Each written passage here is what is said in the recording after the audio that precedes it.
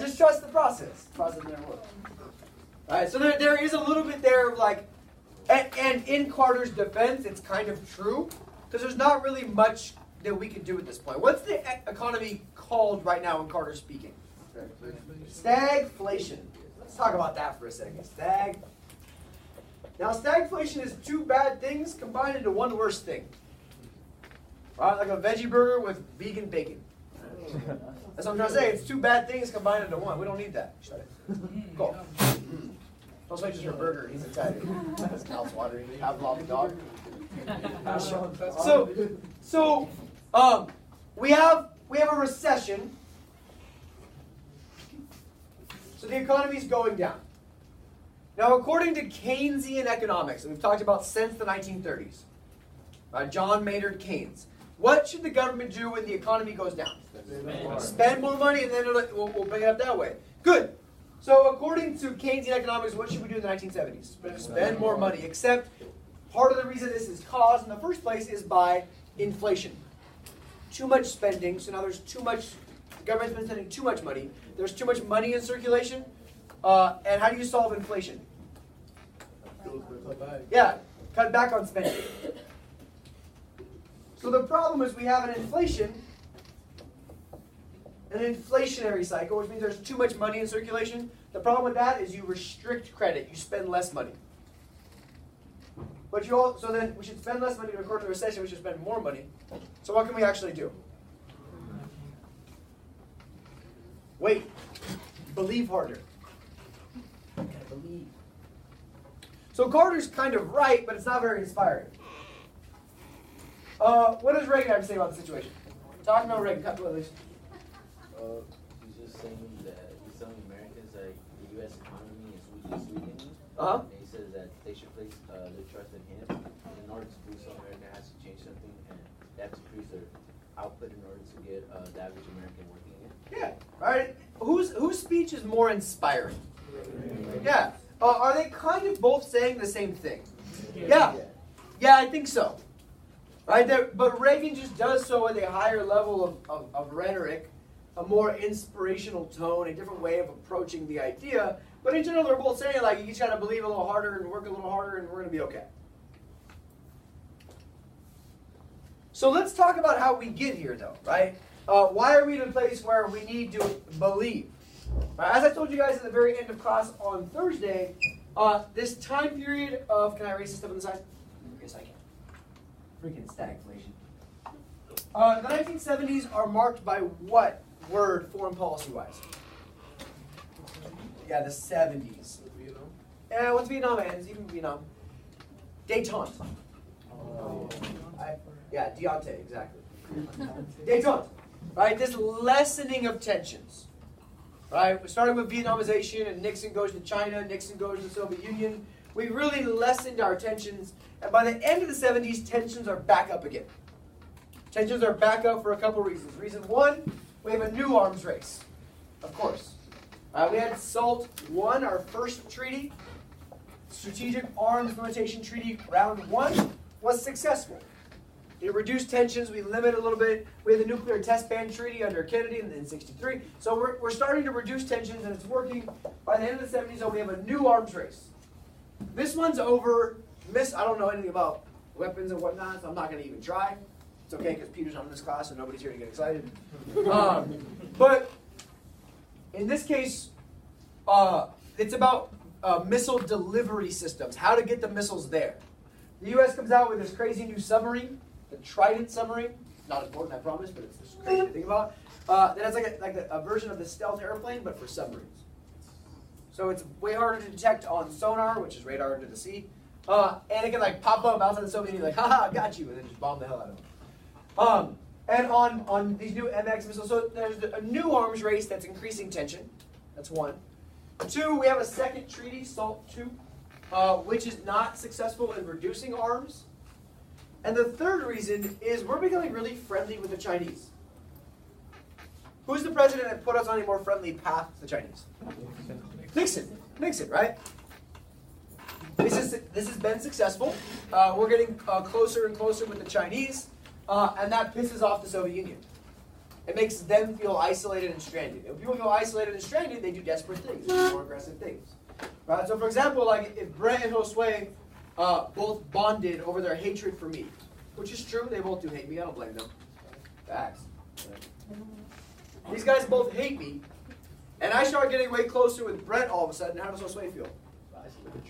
Yeah, betrayed, isolated, like what the hell? So as the U.S. establishes better relations with China, that's going to put the USSR a little more defensive on what's happening. Not just that, also, as I mentioned on Thursday, the USSR, as maybe part of the reason why they feel isolated, they need a little more space, a little more allies. Who do they invade? Who does the USSR invade? No. Afghanistan. So at the very tail end of the 70s, the USSR also invades Afghanistan.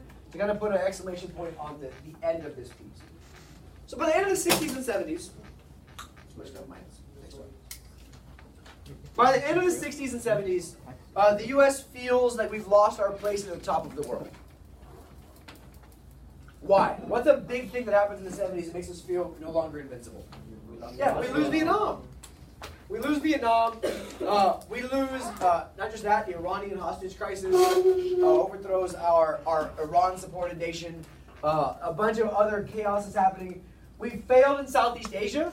And the new place of the 70s, we talked about in class on Thursday, the new place of the Cold War is the Middle East. And we thought we're losing there too. Who do we support in the Middle East? Iraq. Israel. And it's that makes the rest of the countries really mad. So we feel like we lost the Cold War in Southeast Asia. Now we feel like we're losing the Cold War in the Middle East. In the 80s, the area of the Cold War will be Latin America. And we'll lose it there too. So we feel like we're losing the Cold War overall. We're having new problems in the Middle East. We have all these social protests, right? Gay rights, women's rights, Chicano Latino rights, African American rights. And that's only making liberals and conservatives more divided. The economy sucks. And it's not getting any better. We've been through stagflation now for 3 different presidencies. End of Nixon, Ford, and Carter. Economy's not getting any better. OPEC has now embargoed us twice. And who embargoes America? We embargo you. So now we have all these countries that are blocking our oil, and we feel helpless to stop that. And now we're 4 presidencies in a row, really of disappointment. As much as I love President Johnson, like his Vietnam policies are a failure. So we go from Johnson to Nixon to Ford to Carter, and I don't even know if arguably speaking, but each president leaves the country worse than they found it.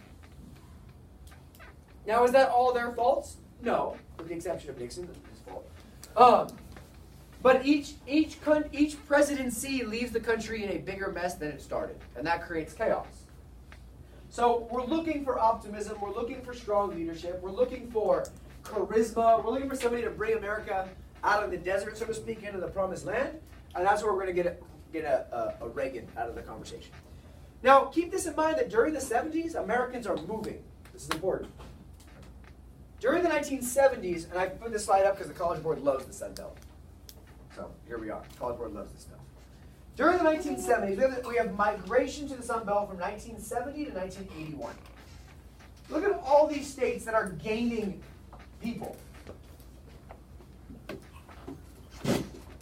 Florida adds 3 million people in 10 years, 11 years. Texas adds 2 million. California adds 2.5 million. Those are the big gainers. But also North Carolina, Virginia, South Carolina, Georgia. People are moving. Arizona, almost 1 million. So now by 1991, they have 753,100 people. Nevada, Colorado, people are moving. Where are they moving from? They're moving from our old industrial center of the Gilded Age, our old iron belt or steel belt. Illinois loses 500,000. Michigan loses 400,000. New York loses 1.5 million. Ohio loses 650,000. They're leaving there, and to a smaller extent, they're leaving the Midwest as well.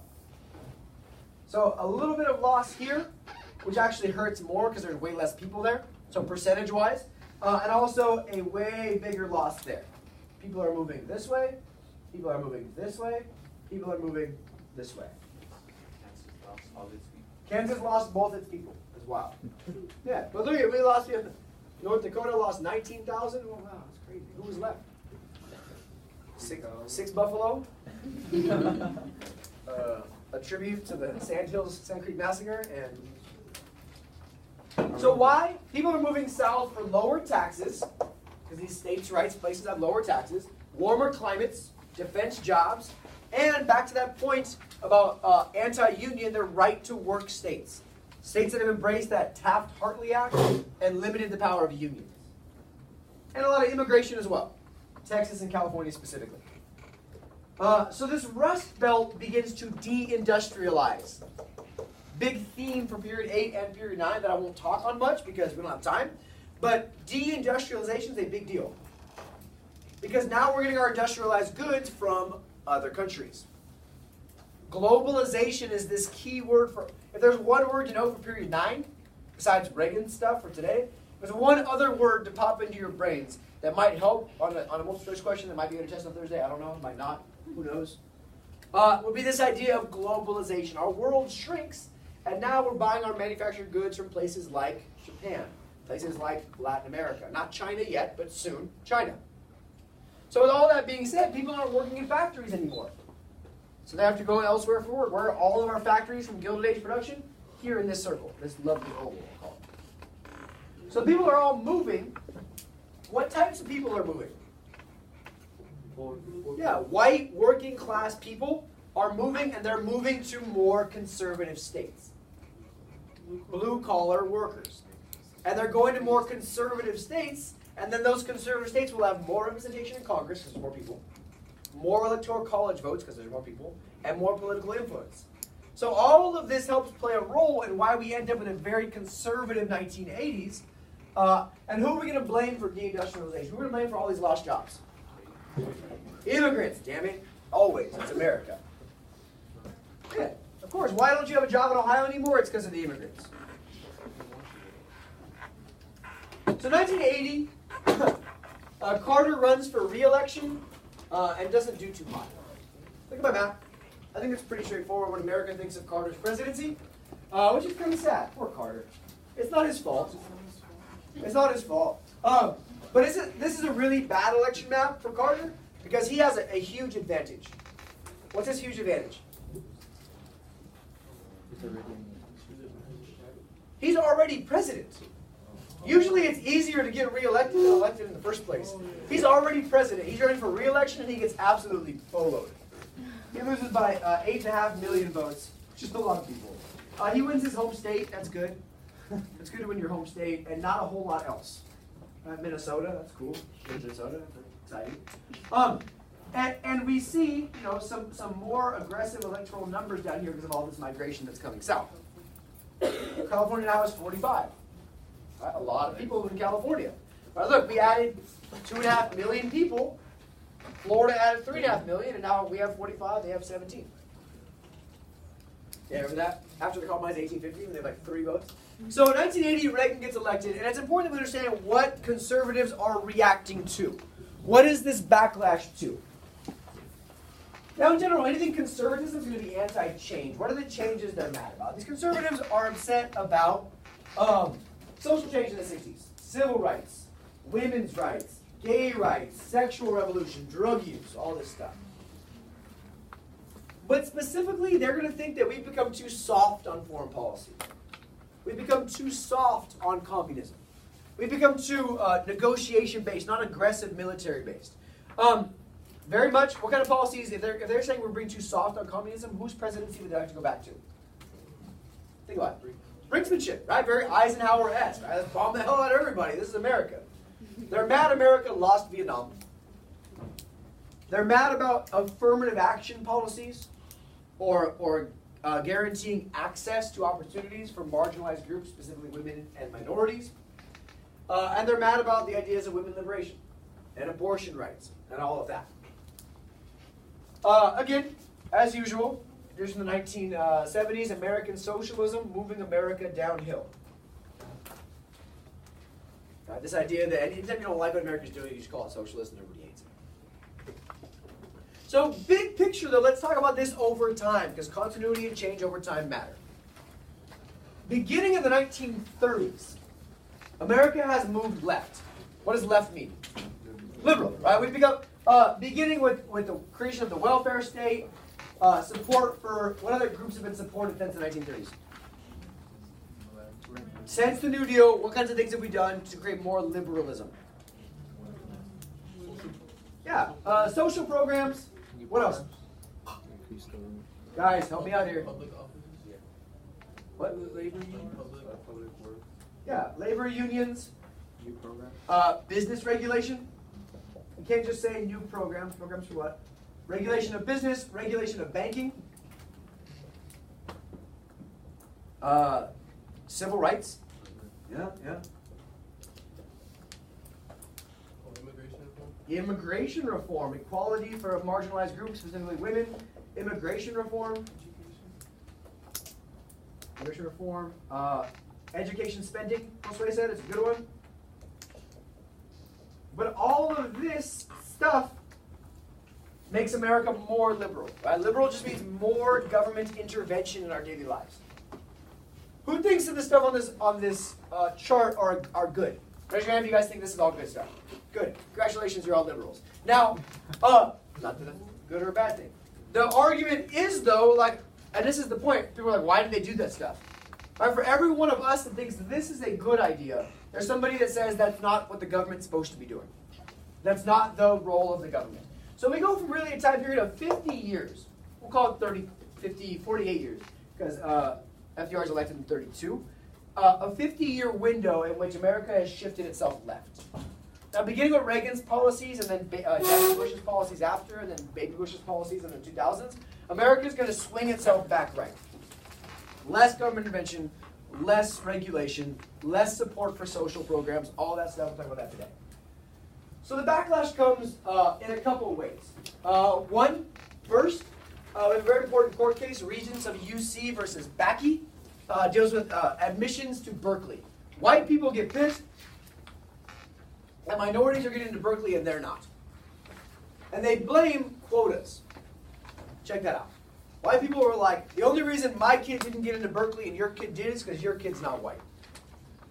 Now at the time, we have universities that are establishing quotas, meaning like 20% of our admissions class has to be Hispanic.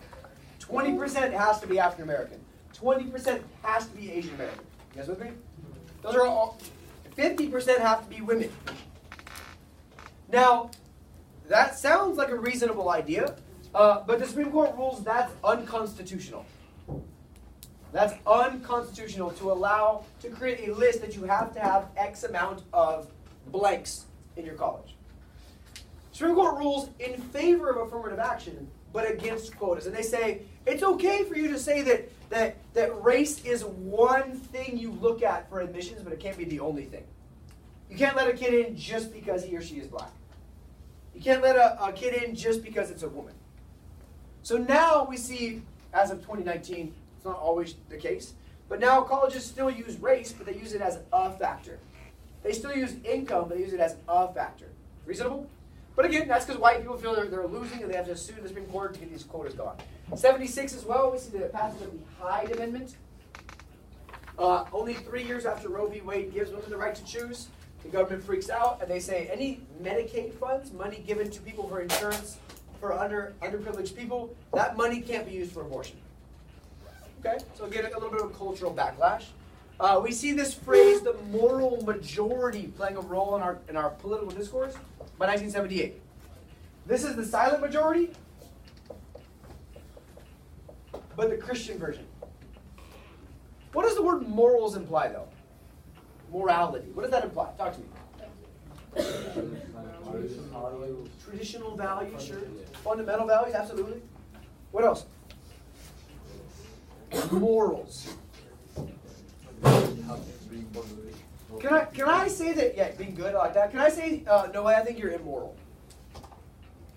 I can say whatever I want, it's true. I can. But morals implies right versus wrong. Reasonable? Yeah. And that implies like you making a decision as to what your morals are. So what the moral majority tells me is that the silent majority, the white, rural, traditional value, is now saying like we are now the moral majority, meaning our values are right and your values are wrong. So for the first time, we're going to see huge evangelical Christian influence on politics via the Republican Party. As I told you guys about, as we've transitioned since the 1960s, these Southern Democrats, who are the old school Democrats, states' rights, anti-progress, small government, are going to fully transition to Republicans during the 1980s. Big picture, most of these working class white people look at the struggles of the 70s and they blame immigrants and they blame people of color. Why'd you lose your job in the factory? Damn Mexicans. Why does the economy suck? It's all the damn black people in cities taking up all the welfare. So we see this but that's part of this moral majority argument, this cultural shift towards, for the first time in American politics, we've always had us versus them, always have, right? Federalists, Democratic, Republicans, but for the first time it's a moral us versus them. That we're the right people morally, and they aren't. We've always had a political us versus them. We like the bank, you don't. We like the New Deal, you don't. We like imperialism, you don't. We like business regulation, you don't. But the new thing as of the late 70s and 80s is we are moral and you are not. And that's important. That's important. Conservatives are also pissed off that America is soft. We've got to be strong. They're pissed off about the OPEC and oil embargo, that we can't force other countries to give us oil. They're pissed off about stagflation, and we can't fix it. They're mad about deindustrialization and globalization. A lot of these things look a lot like Trump's critiques of America today. And they're mad more specifically about the Iranian Revolution and the fact we can't get our hostages back. And they're mad that the USSR invades Afghanistan and we don't do anything about it. So all of that together gives us the three things that our modern Republican Party stands for. And when I say modern, I mean up to this day right now. Take a picture. The three parts of the modern Republican Party, the anti-party of Lincoln. First, economic conservation. Economically speaking, here, we're back where we started. Laissez-faire economics. Because it worked so well the first time, and the second time, and the third time. Let's try it again. Laissez-faire economics, leave people alone. Low taxes, low regulation. Leave the government out of business. No welfare, no spending on social programs. Economic conservatives want to cut taxes and cut spending. I'll put it over here. Cut taxes and then cut spending. Interesting. Interesting. The second chunk of modern conservatism is a cultural conservatism. Culturally speaking, this is part of that religious right I just talked about, the moral majority. Anti-abortion, anti-gay rights, at some point in American history, interracial marriage, for example, right? That this cultural conservatism, back to what you guys just said, like Christian traditional values. My morals are right, your morals are wrong. Oh, you want to go sleep around? Mm-mm. This is America. Those are bad morals. Answer me this, guys. Who thinks sleeping around is immoral? Just kidding. You can't answer that question, because that's a personal moral decision. See what I'm saying? Who thinks that gay marriage is immoral? I'm just kidding. Don't answer that question. I don't want you guys to expose yourselves. Because that's my point. That's a morality type question, right? Who is the government to impose their morals onto you? Go figure. So anti-abortion, anti-gay rights, also here. For example, anti-sexual revolution, anti extramarital intercourse, and anti-relationships that aren't born in marriage. And third, military conservatives. This is where their money will go. We cut all of that spending from social programs so we can spend it on bombs. This is America. We cut all that money from education so we can spend it on planes. We cut all that money from poor people's health insurance so we can spend it on missiles that we can shoot the Soviet Union from freaking Mars. So economic conservatism, cultural conservatism, and military conservatism. Right? They're much more war hawkish, aggressive military spending. Go figure. And this gives us our modern Republican Party. Here we are. Right? Cut taxes, cut spending. What else should I put over here for the modern Republican Party? If we do our last two-party system. What else should go over here? Talk to me. Give me some call-outs. More military. Yeah, military spending. Good. Anti-immigrant. Anti-sexual revolution. Yeah. Anti-immigrant, you said? Yeah. Yeah. Really more so anti-social progress. And over here we have increased taxes, increased spending. More social. Call it social welfare programs. What's the opposite over here of social welfare programs? What should be the counter to the creation of social welfare programs on the Republican side? What's the specific alternative to this? It's a good poll. I'd be happy to hear this. What's the opposite of social welfare programs? Yeah, what's that called? Social Darwinism. Yeah, but now we won't say social Darwinism because that sounds pretty offensive. We'll use individualism instead. Oh, you see, when you learn things in English, they tend to come back in a cycle. Now, individualism, right? The Democratic Party, big argument is about we, and the Republican Party in general is about me. Okay. Jamestown, Massachusetts. It's like I'm telling you the same 6 things just over and over and over and over and over again. If you think about it. Yeah, just change it. We're back at laissez-faire economics again. So, they're going to be pro-choice. For women's right to choose. They're going to be pro-life. Right? A whole bunch of other stuff.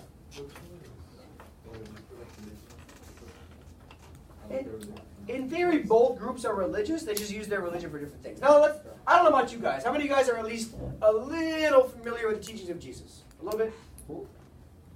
Jesus Christ?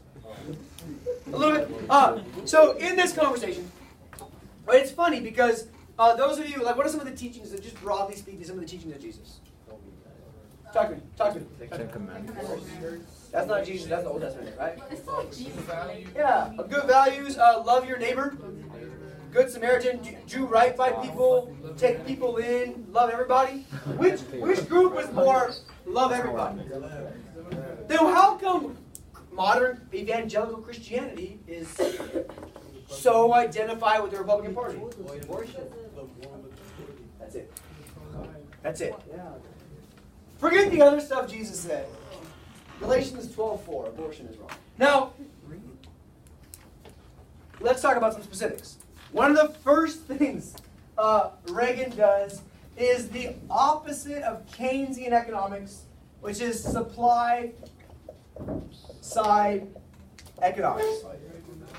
It's called Reaganomics or trickle-down economics, but it's just supply side economics. And I can tell you guys in 2 words what it is. 2 words. You ready for it? Cut taxes. Cut taxes. Specifically on who? Yeah, businesses, rich, upper class. Make them pay less taxes. Now let's just remove all pretense of background knowledge here for 1 second. Let me talk to you guys just logically. Just logically. You ready for me? Let me try this up here. Don't copy down things from my slides. I'll tell you all these things anyway. Logically speaking, if we cut taxes for the rich, what happens to the government's ability to spend?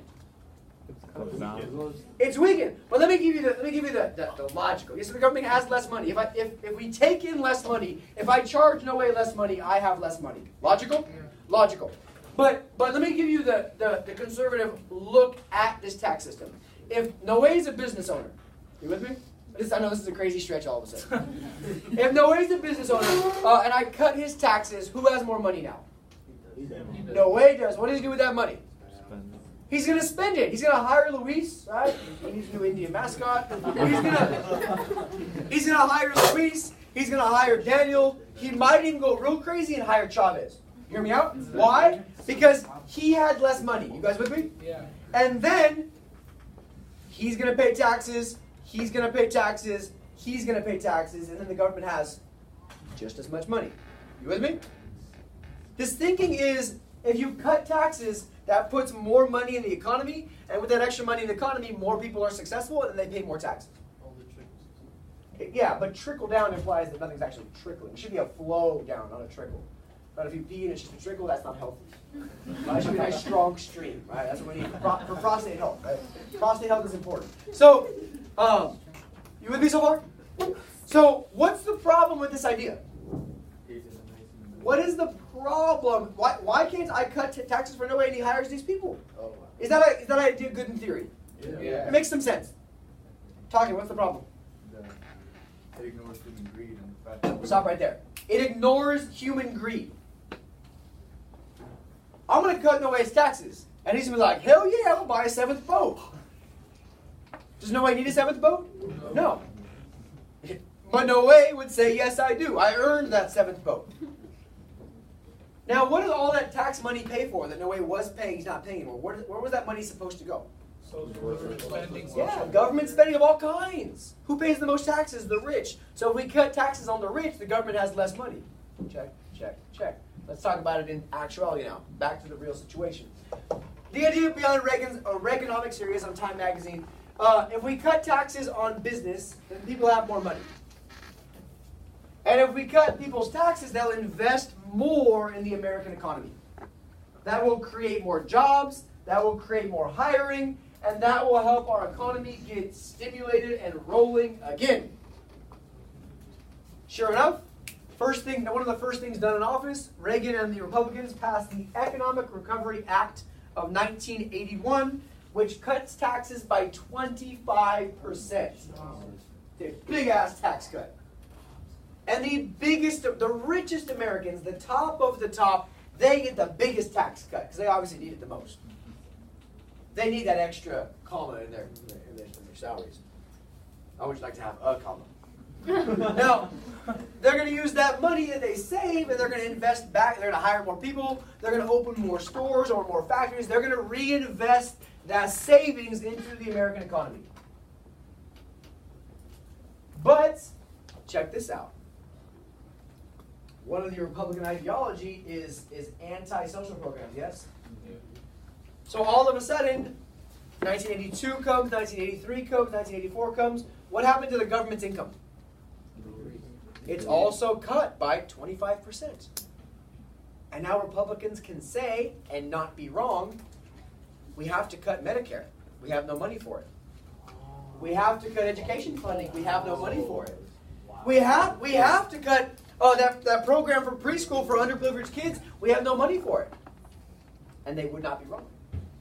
Why don't they have any money for it? Because they cut taxes. Two birds, one stone. So what we see in the next 3 years is the Republicans in the 1980s cut $40 billion from the federal budget. 85% of that, $40 billion, came on social programs. All these great society programs we were so excited about. Preschool, education funding, job training, national parks, insurance for old people. All gets cut aggressively because Republicans say, look at the budget. We don't have any money for it. Are they right? Right. Interesting. Interesting. So this system is designed to do two things. It's designed to cut taxes. And then when you cut taxes, it allows you the justification to cut spending. What is the benefit of Reaganomics? We do a pretty good job. Inflation is down. Unemployment is down. The trade deficit is down. Good. Service sector manual labor jobs increase. Right? That's good. Good, good, good. But let me go back to Noe for a second. I cut Noe's taxes. Noe has an extra $1 million now. What does Noe do with that $1 million? Yeah. You know what he does instead? He does open a new factory. Good. That's what we wanted him to. Except he opens his new factory in Mexico. Or he opens his new factory in Bangladesh. Or he opens his new factory in India. Or later, he opens his new factory in China. You guys with me? Because he has this tax savings, but if he opens a new factory in America like we want him to, he's got to pay his workers well. Minimum wage. If he opens his new factory in Mexico, different story. Cheap labor, more profit, less regulations. So industrial jobs continue to fall as these companies take their money and they ship their manufacturing overseas. They ship their manufacturing like we hoped they would elsewhere. What this does is it makes, from the 30s on to the 1970s, for the first time in American history, we saw the wealth gap shrinking. Go America. The rich and the poor are getting closer together. By 1985, that gap is widening very quickly again. Why? Because you cut taxes on the very rich. Of course it is. So increased social inequalities as well. And America is running huge deficits, which means we're spending more money than we're bringing in, even with all these cuts. Because all this money that we save is going to go where? All that money we save by cutting social programs? Military. Yeah, we're still spending just as much money, if not more, on the military. So we're having a huge deficit. Huge amount of, we're bringing in less money as a country. There are 60 million new jobs. Unemployment is down. Inflation is down. And you could say that some of this is actually, like Hoover would have said, part of the business cycle. Right? It goes recession, recovery, back. So you can make a good argument that the economy likely would have come back anyway. And then the tax cuts allow for it to come back with big business benefiting the most. Yes, sir? Didn't the same thing happen if the taxes were low? Sure. Because then would have been more social programs. Then the question becomes, Brett asked, could the same thing happen if taxes went up and there's more social programs? It brings in that quote over here. All right, liberalism argues government's the solution to our problems. Reagan says government is not the solution to our problem, government is the problem. And let's make an argument that the government didn't solve our problems in the 70s. So, why would we trust them to do it now? I have data though. I put it in a table and this is what came up. I put it in a table and then I made a graph out of the table. Ah, man, hit him in the neck. Yeah, 2 necks. Now, let's talk about national debt. Let me give you a real life example. I won't pick on Noe this time. Brett goes to the store and he sees a TV he wants. He steals it. Right? No. So Brett buys the TV, but he puts it on a credit card for $1,000. Is that a problem for Brett? No. Let's think about it. Does Brett have a job that pays him $1,000? No. So is that a problem for Brett? Yeah. Because now his debt is way higher than his ability to produce. He can't make that money back. You with me? If I go to the store and I see a TV I want and I put it on my credit card for $1,000, is that a problem? No. No, because I make more than $1,000. We're good. I can pay it off. You with me? So this chart is not about the national debt. It's about the national debt as a percentage of our gross domestic product, what we're producing as a country. So debt isn't worrisome. What percentage our debt is of our income is worrisome. All right, so if I make $50,000 a year, I don't, it's just a random number. If I make 50 grand a year and my credit card debt is $50,000, that's a problem. But if I make $50,000 a year and my debt's $3,000, not a problem. Because the ratio of debt to income isn't that bad. This is basically America's ratio of debt to income. What we're producing versus what we owe. As you can see, our debt goes, compared to the GDP, goes way up during World War II. And then it's steadily dropping through Truman. It drops through Eisenhower. It drops through Kennedy. It drops through LBJ. It drops even through Nixon Ford. It kind of levels off under Carter. Tax cuts. Our debt goes way the hell back up. After a 40-year time of our debt decreasing, way back up. For Bush and Reagan. Clinton takes office, debt begins to go down again.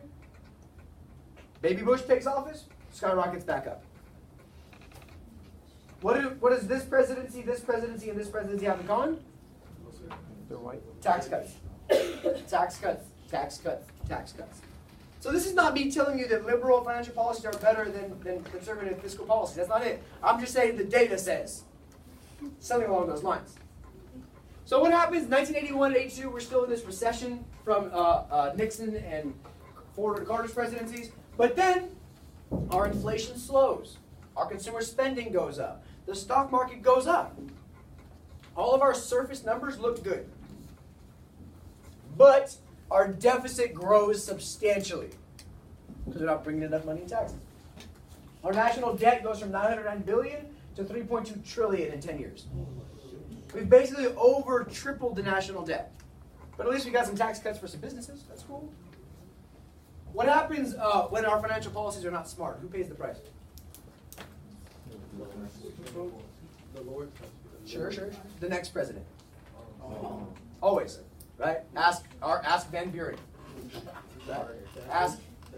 So yeah, Daddy Bush comes next. 1991, 92, big ass recession. And he's like, I just got here. False. He was vice president this whole time. So, of course, with this comes this need to cut social programs. Right? The Reagan administration is going to be very anti any major social reforms, and with it, not surprising, we see a huge increase in high school dropouts. You stop spending money on school and after-school programs, and people drop out of school. We see a huge increase in crime. A huge increase in crime. We see again, Republicans are all about states' rights. You're letting the states decide how to force affirmative action on schools, how to force desegregation on schools. The schools are going to cut all of these programs for busing, for trying to integrate schools. And we see African American education, after going up significantly in the last 15 years, plummet. Urban education, plummet. Urban living conditions and satisfaction, plummet. Women's abortion rights, attacked.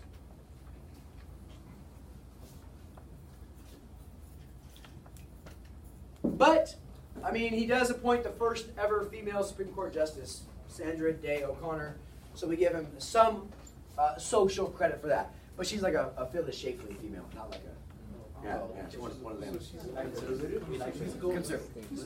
As I talked about, the UC versus Bakke court case limits the power of quotas to guarantee educational progress for minorities and marginalized groups. So, we see social progress being attacked because that's the ideology, right? But it's funny because these are things you guys would say like, oh, that's not cool. And for every one of you saying that's not cool, there's somebody else in another classroom be like, yeah, go, conservatism. That's the way it works. Yeah. 1 minute. I have a good cartoon for you. Use your partner. What's happening? Be specific. Go at it. 1 minute. Reagan's presidency.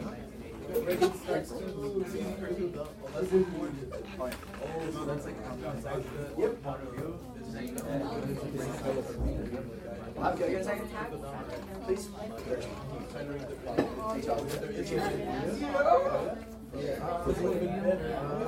Better question. Again. Liberalism builds projects. Tennessee Valley Authority. Like, think about it. That's a whole extra layer.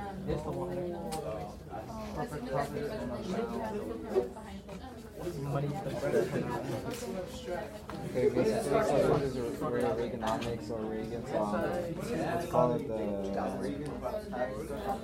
the supply side economics, where like the upper class and people that get wealth get like taxes, so they have like a bunch of accumulated wealth. They're supposed to go into the workers, rich people, so they're the economy, and also like give the government more money. Absolutely. We see a darker shade. Oh yeah. They're way darker than gray. Now, what is the perspective of this cartoon? Johnny, talk to me. What is this cartoon arguing? What point is this pushing? What I said was that like it's saying how like the corporate profit it's increasing and it's not even helping the people, and like they're like waiting for like the government to take action on trying to help them. Or we're waiting for profits to come down to the working class. And in this cartoon, perspective, Chavez, your background, bro. You don't see your ugly face either. In the perspective of this cartoon, those profits are not coming down. Now, fun fact, this cartoon is not drawn during Reagan's presidency. It's drawn during George W. Bush's presidency. And this is the exact same argument that led us to the Great Recession of 08, under the exact same circumstances of cut taxes, cut taxes, cut taxes, cut regulations. And then business will be good. was Obama seen at fault for the recession? No, but he gets blamed. He's not seen at fault, but since it happens like right as he takes office, he feels the political effects. People aren't smart. Right? That's one thing Bush has taught us, is that humans are stupid. So just like Yeah. Oh yeah. Yeah. So this also leads us to our next conversation, which ties us directly to what we're talking about, and that is the war on drugs. Now, keeping in mind, America has become a much more experimental society since the 1960s. Right? What began in the 1950s with the beatniks, Jack Kerouac, and the beat movement, becomes the counterculture in the hippies in the 60s, which starts with a lot of weed smoking. It transitions then, not as much, it's more of a current thing actually. All of our prescription drug, our healthcare crisis right now is opiate addiction. Let me teach. By the late 60s into the 70s, we see a growth of the use of LSD and acid. But by the 1980s, it's cocaine. By the 1980s, it's cocaine. Now, it starts with just cocaine, and I know you guys don't do drugs, obviously, except for some of you, which I assume do drugs, so there's no other way to explain your behavior. I wasn't talking about you. You're in a whole other set of issues. Now, just for conversation purposes, cocaine and crack are the same drug. They're the same general drug. It's that cocaine is, it's true. Cocaine is a pure version, a more expensive version. But at the end of one of the days, I wish somebody would walk by my class. At the end of the day, like they are the same drug chemical compound. Make sense? So cocaine starts as a middle to upper class rich person drug, but by the mid 80s, crack cocaine is introduced, and it is introduced in places like Harlem, places like Baltimore, places like Watts, places like the south side of Chicago. Now, anytime you see a huge growth of drugs, you're going to see a huge growth of addiction, and then with it, an exploding crime rate. A really good example for this is Prohibition. Prohibition in the 1920s, is all of these gangsters are working to control the supply of alcohol. And the Reagan response to this crack cocaine epidemic is to try to stop the supply. To try to keep crack and cocaine from coming into the country. Stay with me, guys. There's no question on it. I just want you to listen. After Reagan, we're going to see Bush, Daddy Bush, and Clinton continue this Reagan policy of trying to focus on the supply of drugs. That makes sense, I promise. Speaking of drugs. And by the end of the 1900s, there's no real end in sight to this war on drugs. This war on drugs. Now, cocaine use is going to boom, but it's the creation of crack cocaine that makes crack more accessible. That's cocaine. Crack, more so you smoke or you inject. You can inject cocaine. No. You cannot inject or smoke cocaine because it's purer and stronger. Coke. So, hear me out. We'll talk about drugs later if you guys want. The Reagan administration, their solution is going to be to declare war on drugs. War on drugs, like LBJ, war on poverty. Now, this is when one of my favorite parts of 8.7 pops up. Nancy Reagan, she's the wife of Ronald Reagan. She takes this project on as her way. She wants to help America with this drug problem. She creates this whole agenda, this whole policy around the idea of just say no. That will solve it. I know you've been on crack, obviously with your physique. You've been on crack cocaine for many years, sir. I have good advice for you. Have you tried? You tried saying no. As if that's going to solve the problem. We see, because of the crack cocaine epidemic in the 80s, we see Red Ribbon Week. You guys may have had in elementary school, like an anti-drug type of week for elementary kids. We see DARE. The DARE programs, same idea, all around this idea of educating kids about how bad drugs are. But the big solution they try, check this out, is to aggressively criminalize drugs. And you stop the supply of drugs. Hear me out. If you make something more of a crime Do people stop doing it? Yes. I don't know, did prohibition work? No.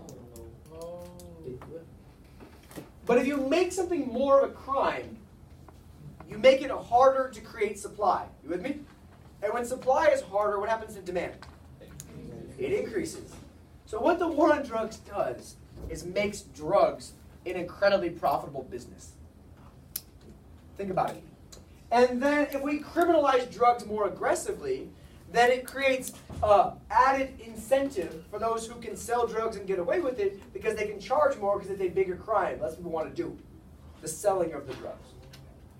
And then we see by the end of the 80s that getting arrested with a gram of cocaine gets you maybe 6 months in jail and some community service.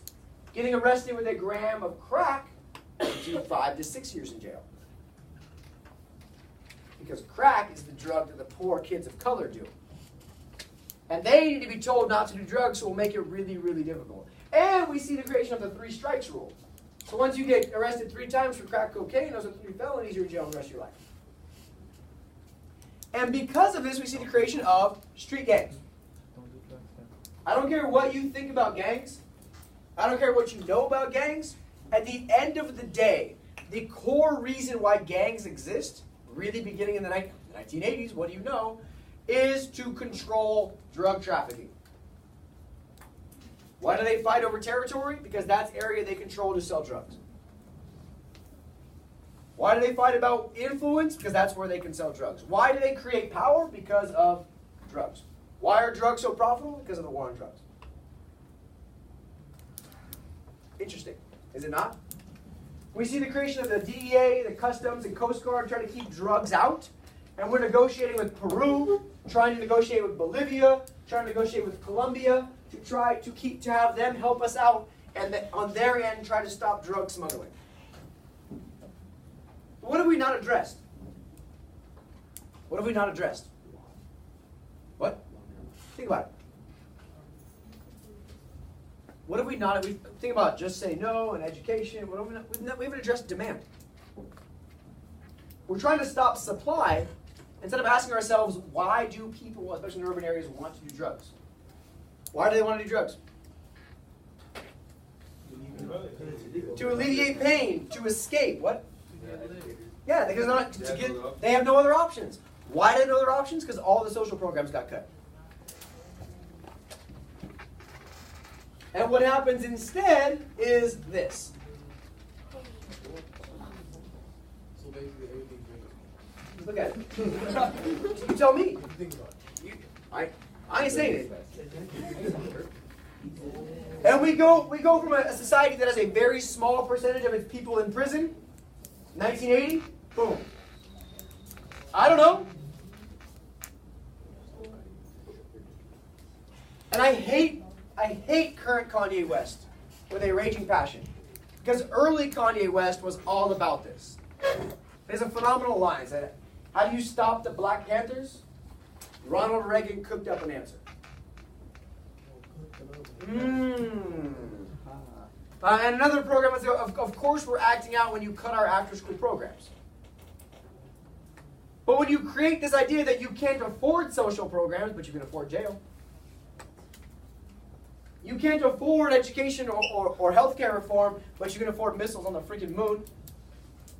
Then it shouldn't be a surprise when this happens. Also keep in mind, this is us versus them politics. Who's going to jail? That's them. That's them.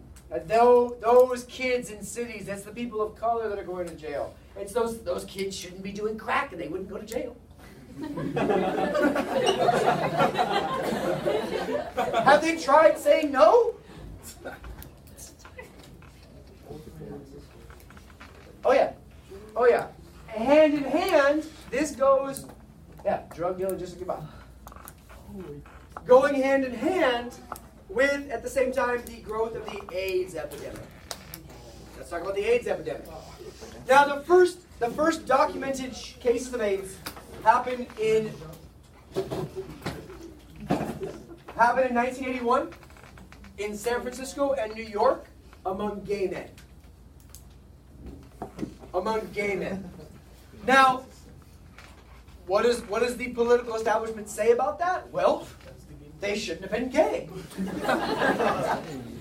Because in 1981, and 1982, and 1983, AIDS is only hitting the gay community.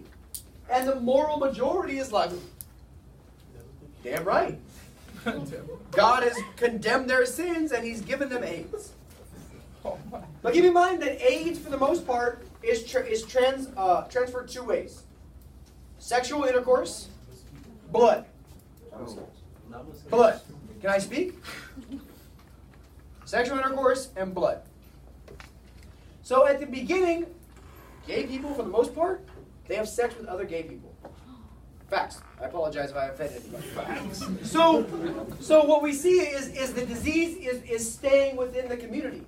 Right? New York City has an outbreak. San Francisco has an outbreak. And society's like, damn, that sucks. They shouldn't have been gay. The next group to get hit, drug users. Because when you share a needle with somebody who has AIDS, boom, AIDS. And society's like, we got all these gay drug users running around with AIDS, like they should have been gay drug users. If they had gone to church with their mother, like I did, they wouldn't have AIDS.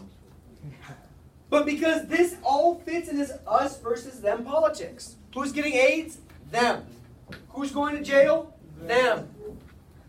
And you can trace all of this back to Nixon's silent majority. We are the silent group who's not in the streets, hooting and hollering, acting a fool.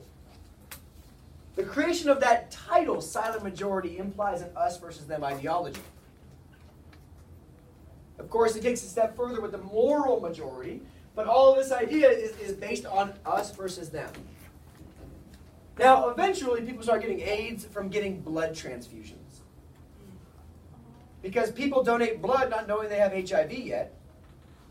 People donate blood thinking they're healthy people. People get in a car accident, they get a blood transfusion because they lost a bunch of blood in a car accident, and boom, there's HIV. Not then, they didn't know AIDS existed, dude. You only get AIDS by being gay or doing drugs, so no one's worried about it. And then by the late 80s, it's like, oh crap. Like, this is a bigger problem than we thought because now our national blood supply is tainted with HIV blood. If you just had a little more sympathy in the first place. Because now it's hitting us, not just them.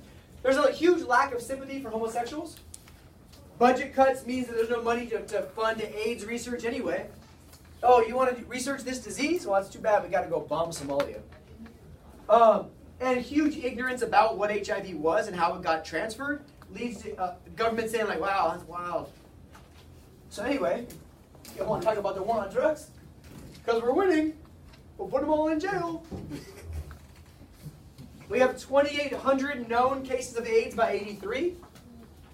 By 2006, it's 1 million. But the more important number is this to this, because this is 4 years, and you go from 2,800 known cases to 50,000 known cases of AIDS. It's insane.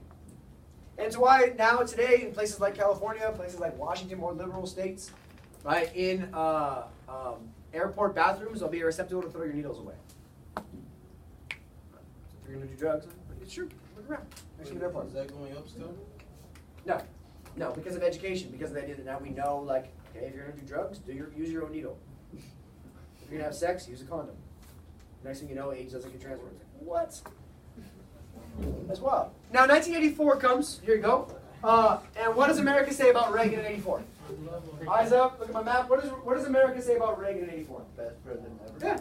Yeah. He runs against Walter Mondale.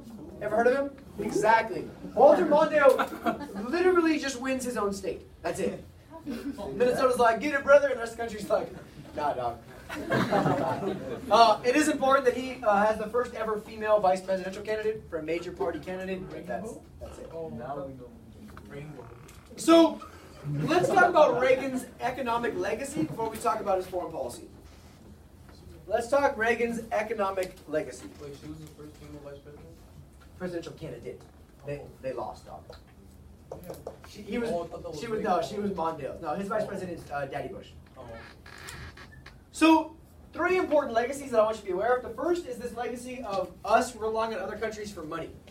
All these deficits, we have to borrow that money from somewhere. And now instead of borrowing it from J.P. Morgan, for example, in 1903, we're borrowing it from Japan. We're borrowing it later from China. We're borrowing it later from Saudi Arabia. So this legacy of other countries funding our deficit is a legacy we still have today. Pretty important legacy. Second legacy. He makes social programs impossible to expand. He makes it practically impossible because there's no money, and politically impossible because he doesn't want to raise taxes. Nobody wants their taxes raised. He makes it look socially impossible to expand social programs. That was intentional, and it works. Because his biggest goal coming into office is to contain or restrict or limit the welfare state. And in that case, was he successful in his presidency? Yeah. Absolutely. Huge limitation to the welfare state. Huge limitation. And that's just his domestic policies. So go ahead and take 3 minutes, please. Read this important speech. It's called his Axis of Evil speech. And tell me, just based on the text of this speech, what is his approach to foreign policy going to be? What is his approach to foreign policy going to be? Take 3 to read it and respond. Just a quick skim. It's a speech. 3 minutes, go for it. Susan, go hurry. Go for it, go for it.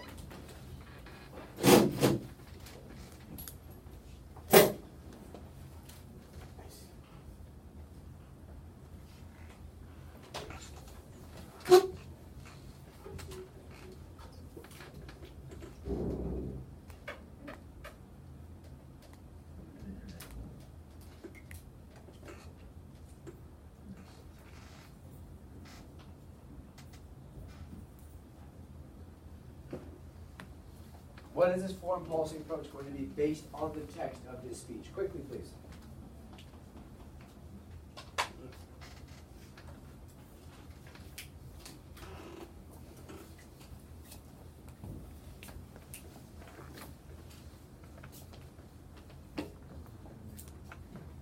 Of course, pretty quick.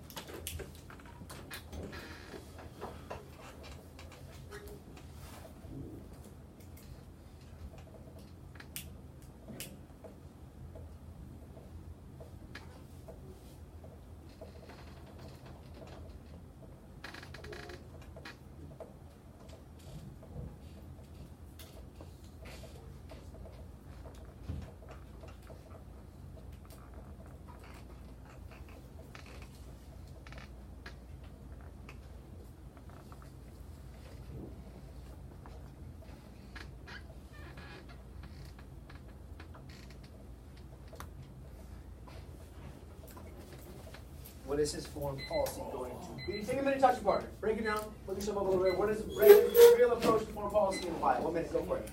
Go for it. Go for it. I know. I think that's what the war against intervention of like using force. I thought it was either he was saying that not Congress, but like the American people and the ones in power to be more forceful with the USSR. So he wanted them to be peacemakers and ignore as to make people do this. Can you just say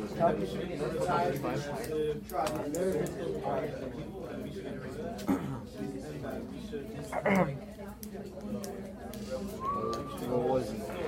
I didn't understand. He wanted to fight communism. I know, but like do you want to make peace or do you want to go End the war. I know you want to end the war, but Yeah. like domination or like negotiations. So let's talk. Negotiation. What, Just want to go to war. in one word, what is Reagan's foreign policy? It's communist? Okay. It's kind of like brinksmanship. It's aggression, right? Like, you're wrong, you're evil. It almost goes back to the moral majority idea. There's no two wrongs here. Like, we're right, we're America, they're wrong, we're going to end them. And America's like, yes, we want a president who's willing to confront the Soviet Union. This idea of like, we've gone soft on communism. He comes in, he calls them the evil empire, and Americans are like, yeah, America. Kill him. Seriously, people get all excited about it. Wow, right? They get just as excited as when George Wallace is like, segregation today, segregation tomorrow. Yeah, right. America. So, like I told you guys, the real area that the Cold War boils up during Reagan's presidency is Latin America. That is Latin America. We've been involved, obviously, in Latin America for a long time. We've got United Fruit Company. El Salvador is having a 10-year civil war. But the two countries that are most important for us is Nicaragua and Grenada. Nicaragua and Grenada. Now, the first problem is in 1979, of course, also, well, Carter is president. 1979, these Sandinista rebels are going to overthrow a U.S.-backed regime. Shocker. Where else has that happened? Maybe in the same year. Iran. Right, so this is the second time in the same year where a group we have backed has been overthrown by the people of their country. Why did we back this regime? Because they're not communist.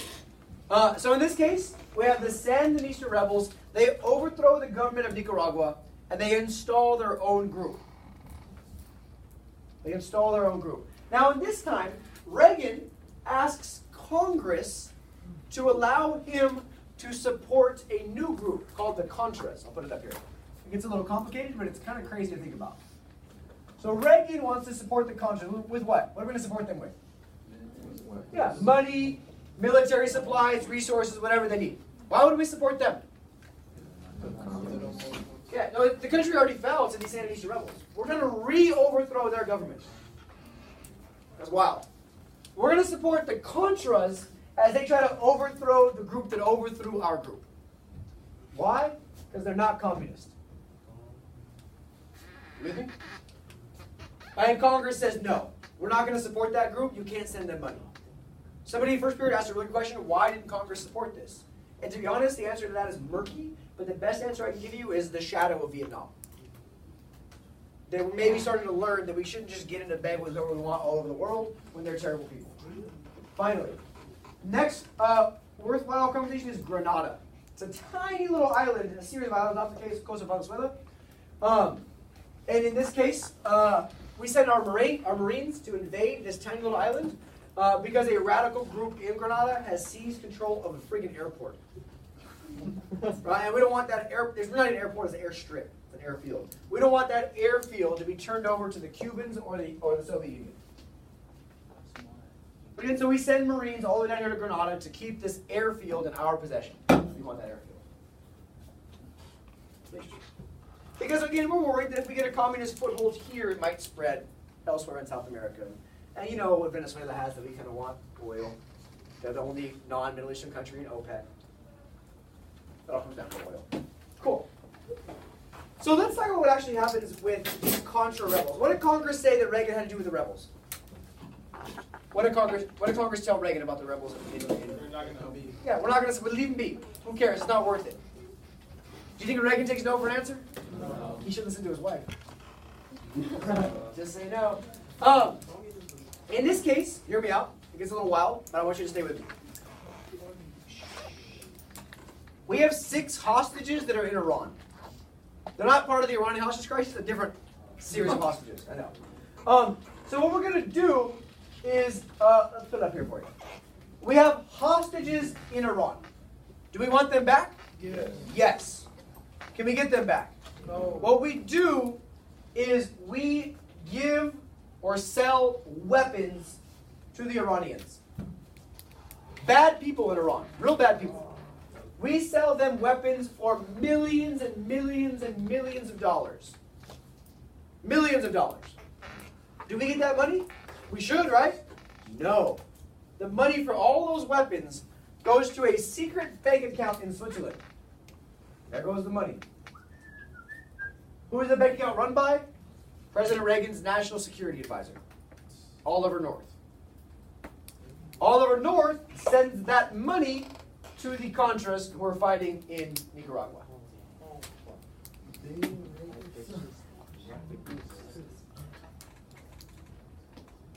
And this money is there's money from Iran, there's money from the Saudi Arabians, there's money from other countries that want to help the Contras, that can't really help the Contras. And Oliver North, the national security advisor to the president, is facilitating all of this. The trade.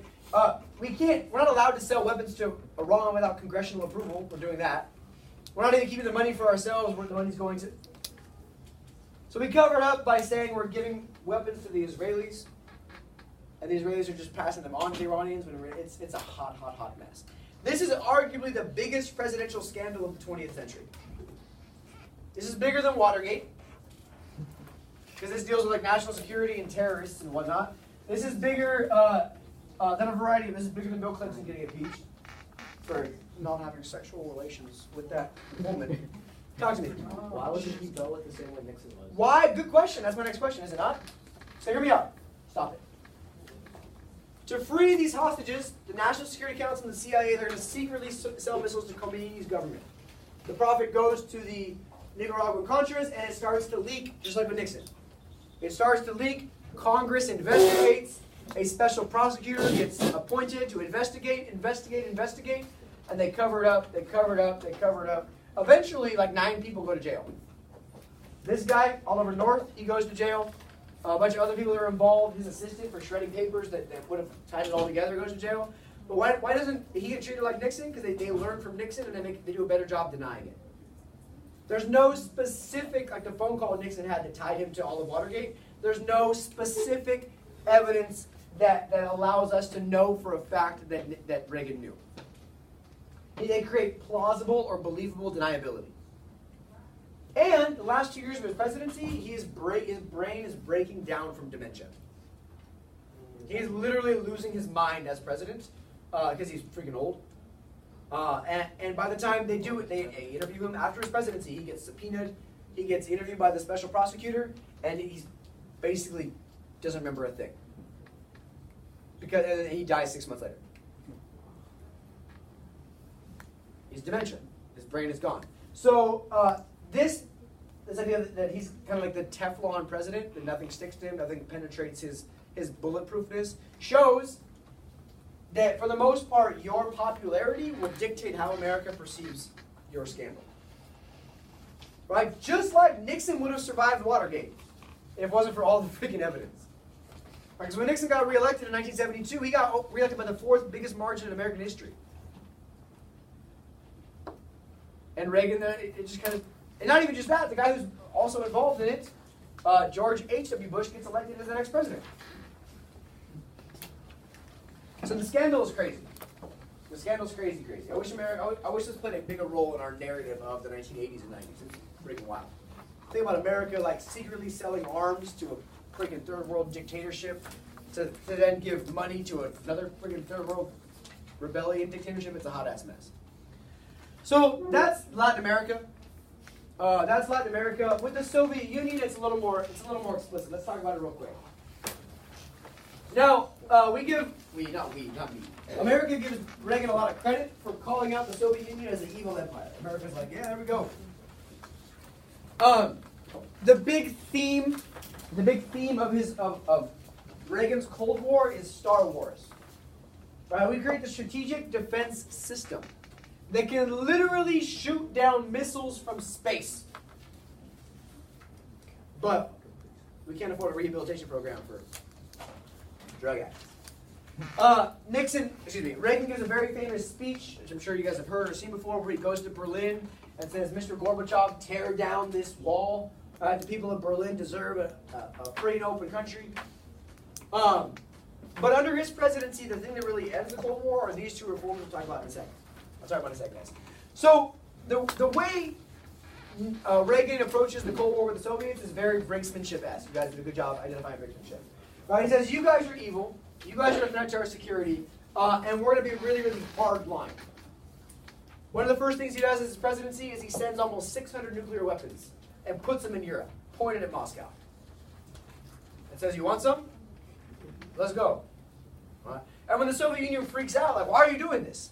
He said, well, you have your missiles pointed at all of our allies in NATO. You have missiles pointed at Germany. You have missiles pointed at France. You have missiles pointed at Great Britain. So all we're doing is returning the favor.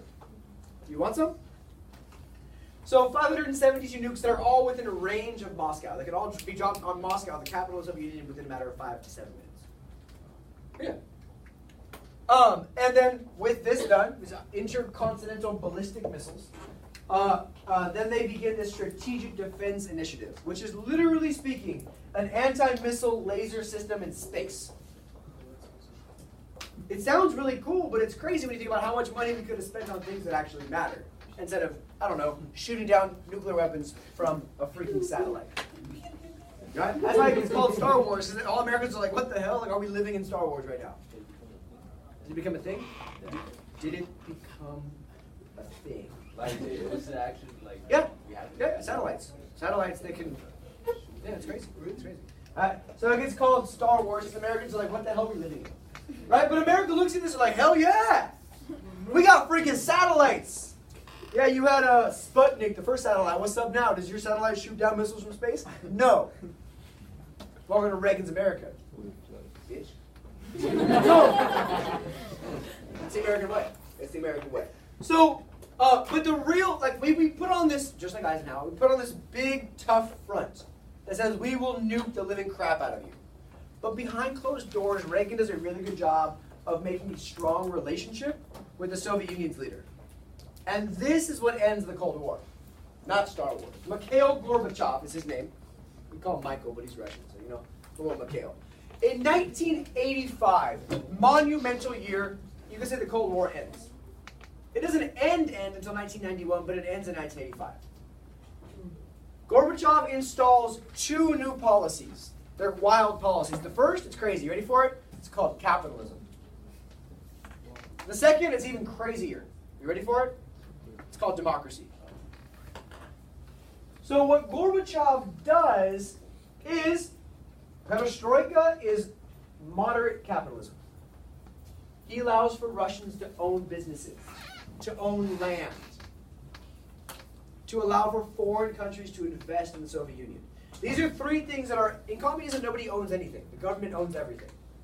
So we're seeing people own their own businesses, own their own land, own their own future, choose their own career. And as always, when you give somebody a little bit of freedom, what do they want next? Always. Again, I've taught you the same 6 things just over and over again. That's 1985. The second idea is glasnost. It is political openness. So this is economic openness, perestroika. Glasnost is political openness. By the end of 85, the Soviet Union has embraced freedom of the press, freedom of travel, freedom of religion. What? They have a legislative branch for the first time. It's not just one person making policy. They have elections, real elections, not just, hey, I got elected for the 12th time in a row, it's wild as hell. They let out of jail hundreds of people that are arrested for political reasons. So we open up our economic system in the Soviet Union and our political system in the Soviet Union, and when you give people some freedom, they want more freedom next. Now, in terms of like the negotiation of the Cold War, this makes America think things are going well. So this leads to a bunch of negotiations, which are very important. Reagan and Gorbachev, they get together multiple times Once this happens, things start to thaw. Reagan and Gorbachev get together. They're called the Reagan-Gorbachev summits for obvious reasons. Over the course of 3 years, 86, 87, 88, to negotiate a reduction of nuclear arms. Once things start opening up in the Soviet Union, Gorbachev then does, in my opinion, a very wise thing. He takes the Soviet defense budget, all their missiles, and they cut it. They stop spending money on the military. They take the troops out of Afghanistan that they just invaded in '79. And they allow the old Iron Curtain countries, Czechoslovakia, Yugoslavia, all those countries that Stalin took at the end of World War II and never gave back, he lets them have free and fair elections. Yalta finally comes true. It just took 45 years. Right? Remember, Stalin promised free and fair elections in Eastern Europe. Now we're on our 6th Soviet leader. And once you allow these Eastern European countries to pick their own governments, what have you just created? Democracy. Yeah. So the Iron Curtain begins to fall by the late 80s as well.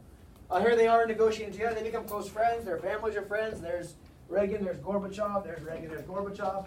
In 1987, they sign a very important INF treaty, which gets rid of these missiles in all of Europe. All those, I'm glad we sent 600 missiles in 81 to just bring them back in 87. But these intercontinental ballistic missiles, the ones that can just end the world, are eliminated from mainland Europe in 1987. That's awesome. And then do we really have a Cold War anymore? No.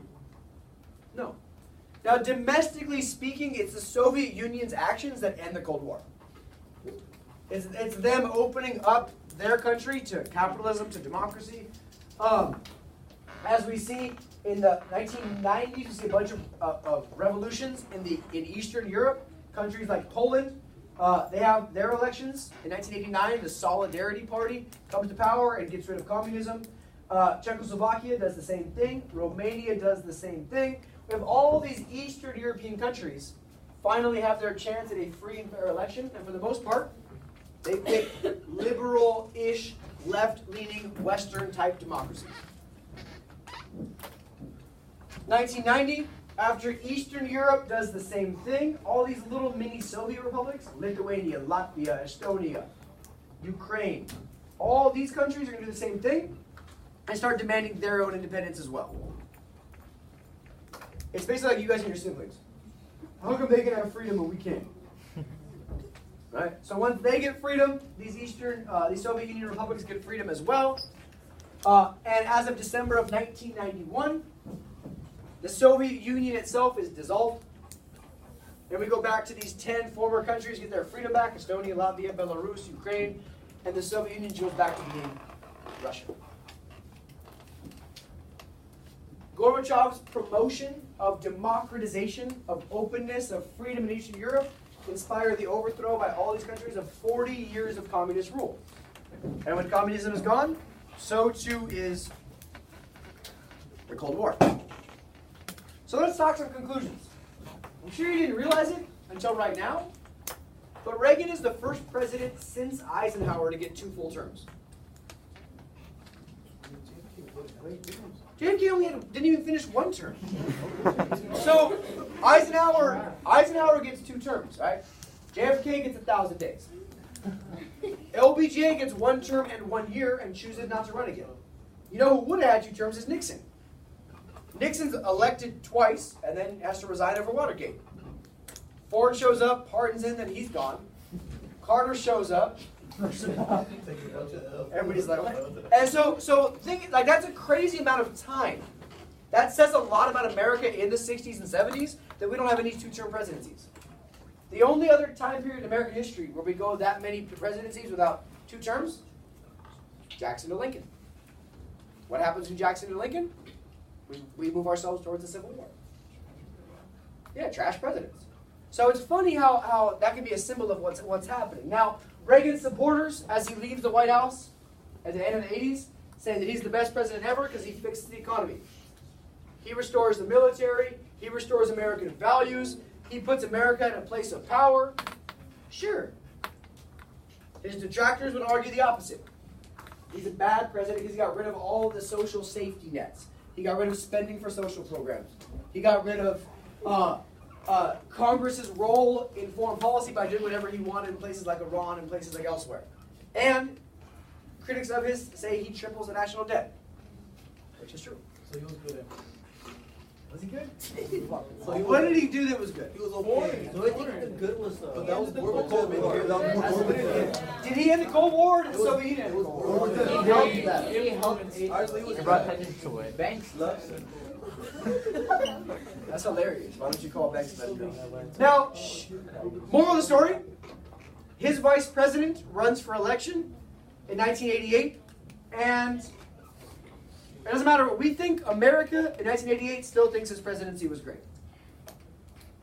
Because they picked George H.W. Bush as his replacement. Under him, we got another color picture. Very important to know of his presidency, the Americans with Disabilities Act. Right? The reason we have, I know this from my childhood, it's crazy. Wheelchair ramps and sidewalks for Terry Taylor. But every sidewalk has that ramp, you know what I'm talking about, on the curb? Right? Like I remember probably mid to late 90s. Because it takes a while for these things to hit the whole country, to actually put these policies into place. I remember I was excited when they started putting these ramps in, because it was a pain in the ass to ride your bike. Think about it. When you guys ride your bike off a sidewalk now, you just go down the little ramp and then you just keep riding. Right, before, there's just a curb, it sucked. There's no bike. What? How would the cars work? How do cars work? Like give them the. There's still no cars on the sidewalk. Cars aren't, those are their driveways. That's why on the sidewalks it's like this. Because of that. Yeah. Yes, that's what I'm saying. Also, as soon as H.W. No driveways, just sidewalks. Same reason that, for example, like all buildings have to have an elevator if it's 2 stories, not one story elevator. But yeah, all buildings have to have an elevator so that if you're in a wheelchair, you can get upstairs. FDR went all about it. Put a ramp outside. Of course, under him, 1990, 1991, we have a huge recession. And he's like, I just got here. It's not my fault. And under him, in typical Bush fashion, which is what the Bushes do, not our Bush, the President Bushes, we invade some Middle Eastern countries. Right? That's the way it goes. But under H.W. Bush's presidency, the Berlin Wall falls. Berlin is reunited under West Germany ideas. Germany's reunited under West Germany ideals. Communism falls there. The Soviet Union is dissolved. And we see even an uprising against communism in China. Very famous, the Tiananmen Square uprising, in which we see a protester, a single protester, standing in front of a wall of Chinese tanks with a flower, trying to stop Chinese communism as well. As the Bush family is known to do, we'll invade a couple of third world countries. That's what the Bushes do. We will invade Panama in 1989, 1990. We will invade Iraq. We are still there. And we will invade or put military influence in Somalia.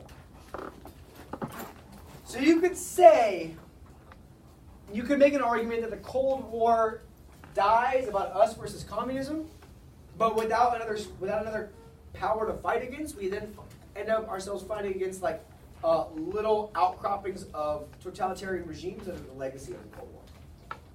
Places where maybe we had influence at some point. Same thing in Afghanistan. So we're going to invade. The big one is Operation Desert Storm in 1991. Iraq invades their neighbor Kuwait. We, as the world police power, which really starts with the Roosevelt corollary to the Monroe Doctrine in Latin America at the start of period 7, we as the police power get involved. We invade Iraq to make them stop. The war's over in like 6 minutes. And then don't worry, we'll invade Iraq again later under Baby Bush. Under Clinton's presidency, so Daddy Bush gets 1 term, only 1 term. Why doesn't he get reelected? No. Why doesn't he get reelected? Think about it. The recession? The recession. Oh. Yeah. Right? The recession means he doesn't get reelected. We elect Clinton instead. Clinton's pretty great. He makes me laugh. But under him, very important, the North American Free Trade Agreement. The removal of all trade barriers for North American countries. America, Mexico, Canada, basically. No more tariffs, no more restrictions. Globalization. Globalization via NAFTA. globalization via the World Trade Organization, that we've become a much more interconnected world, excuse me. There may or may not be a test question that asks this. Right? Then we're kind of, if you guys will let me be for 1 second, we're ending the year the same way we started, with the Atlantic system, and the idea that we can get goods from Europe quickly and ideas from Europe quickly, because boats have advanced. What's the advancement now? The internet. And by the 1990s, it's the internet that's doing the exact same thing as period 2 transatlantic shipping did. Except now, instead of slaves, we're getting ideas. Under him, we have the creation of the World Bank to stabilize the economy, the group of 8 of world powers to make decisions together, a lot of us on foreign policy stuff. A lot of us. Globalization.